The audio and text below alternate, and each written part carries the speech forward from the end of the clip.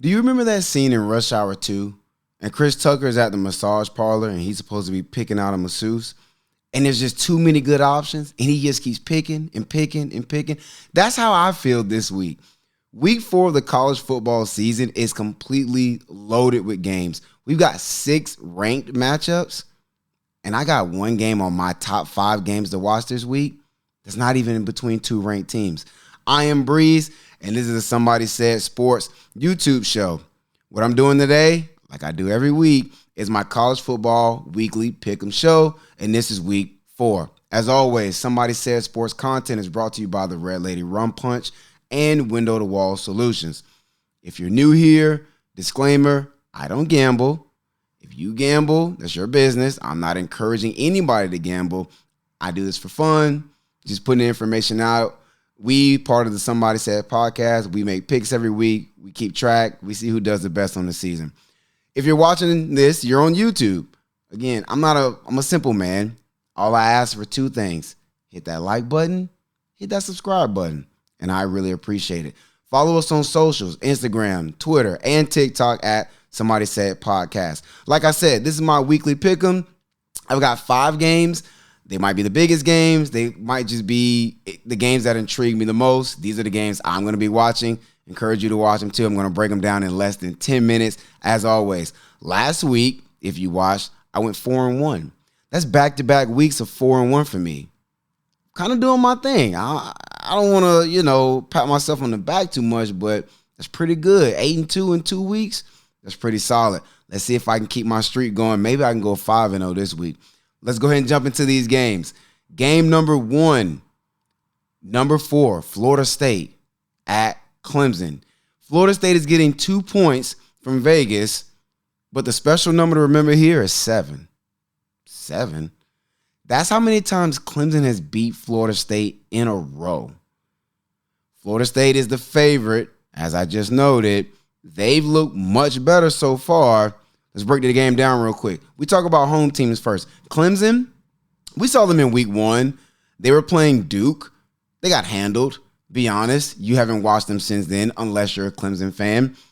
But since then, they've won back-to-back games by a combined 83 points. That's getting it done, albeit against Charleston Southern and FAU. I get it. Still, 83 points in 2 weeks is a lot of points. Cade Klubnik, freshman, the sophomore, true sophomore, breaking his way in. He's thrown 8 touchdowns in those last 2 games. Maybe the offense is starting to click. Maybe playmakers are starting to step forward. We're going to find out. Florida State, most of us watched them last week. We probably weren't expecting to, and then we got notification. Somebody said, wait a minute, why is Florida State in a dogfight with Boston College? And you were like, huh? You probably dropped one of the ribs you were eating if you were at a cookout. They've got away with a 2-point win at Boston College. Is there cause for concern? No. I'm taking Florida State to win this game. All streaks must come to an end. They just have the better playmakers. I think they're a better team, especially on offense. I think the defense can do enough. Clemson's defense, I feel good about them, but I don't know. That Florida State offense is looking real formidable. Unc and Pump, my other 2 hosts on the Somebody Said podcast, they're also rolling with Florida State. There's no surprise there if you listen to the show. Game number 2, number 19 Colorado at number 10 Oregon. Oregon is getting 20.5 points. I could barely get that out. That's a lot of points. I said months ago, though, that the Pac-12 had the best quarterbacks in the country, and I said this was going to be the most loaded conference in the country. That was before I knew Shedeur Sanders was going to go off. That's before I knew that Colorado was going to be formidable. Let's talk about Oregon first. 2nd in points per game. They're putting up 58 points a game. 3rd in yards per game. Who's at the helm? Bo Nix. This is not Auburn's Bo Nix. I keep telling people, this is not Auburn's Bo Nix. 77 completion percentage, 8 touchdowns, no interceptions, 181 QB rating. Bo Nix is hooping. I don't know how else to say it. Colorado.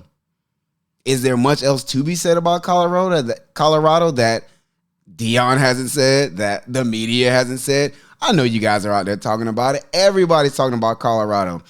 The thing that I want to call out, because I'm talking about quarterbacks in the Pac-12, Shedeur Sanders is a legitimate Heisman contender. If you didn't think so before, you should think so now. He's second in the country in passing yards, 79 completion percentage, 178 QB rating. The kid is going bonkers. Do you believe? Do you believe? Me? No, I don't. I'm rolling with Oregon this week. Colorado's defense has been getting lit up. Let's be honest, by everybody except Nebraska. Unc and Pump are also rolling with the Ducks. Unc is big on Colorado. He's not this big on Colorado. I'm taking Oregon, but I don't think they cover 20.5. Let's keep rolling. Number 3, the third game this week is number 15, Ole Miss, at number 13, Alabama. Alabama's getting 6.5 points, even after that showing last week in Tampa versus UCF, where they barely got out with a 17-3 victory. It's probably never been easier for Nick Saban to get his team's attention than barely beating USF on the road 17-3. Jalen Milroe's back as a starter. If you listen to the Somebody Said podcast this week, I mentioned that I heard a rumor that he might have been suspended, not benched. That would make sense. I think he's going to be a spark plug for that offense. I think they look much better than they looked last week, and he's going to be very dynamic for them this week. Ole Miss. I also said on the show this week that Jackson Dart might be the best quarterback in the SEC. Apparently, the guys over there at Saturday Down South, they agree with me. They have him number 1 on their list. Ole Miss's attack is very balanced. If Jackson Dart is the best quarterback in the SEC, I think we all agree that Quinshon Judkins is the best running back. They're going for 350 passing and 177 rushing per game. That's a lot of balance. I like that, but I don't like them to win this matchup. I'm going to take the Crimson Tide. Sark became the third former Nick Saban assistant to beat Goat Saban this year. Lane Kiffin won't make it 4. It just doesn't happen that way, right? Right? Give me Alabama. We're going to find out. Unc and Pump are both taking Ole Miss. This might be where I can make a little distance between myself and those guys in our Pick 'em competition that we keep rolling for the season. Speaking of rolling, let's go ahead and jump into game number 4. Number 14, Oregon State is getting 2.5 points at Washington State. Conference battle. Matter of fact, the last 2 teams left in the Pac-2 after conference realignment completely ravaged what used to be the Pac-12. Getting points on the road against a ranked opponent is a big deal. Normally in college football, the home team gets 3. Oregon State's getting 2.5.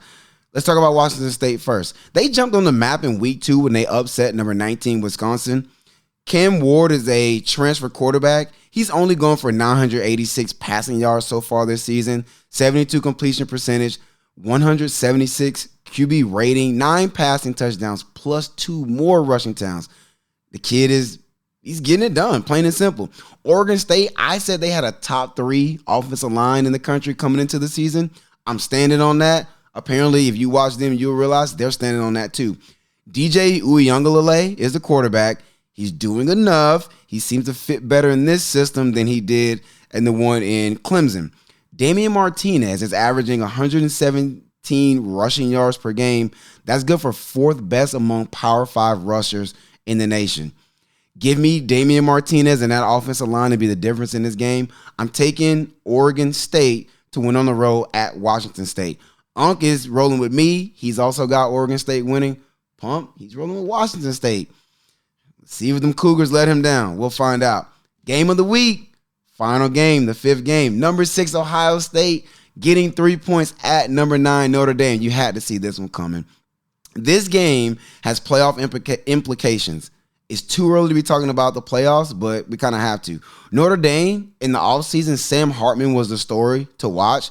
So far, he's only 5th in the nation in passing yards. 13 touchdowns, no interceptions. That's pretty good.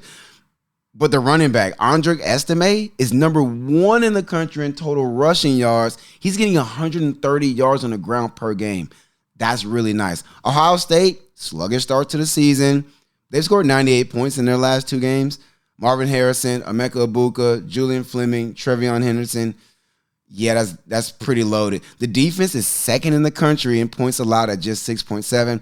Give me Ohio State to travel well. Give me Ohio State to win this game. Obviously, if they're winning, they're covering more than likely the -3.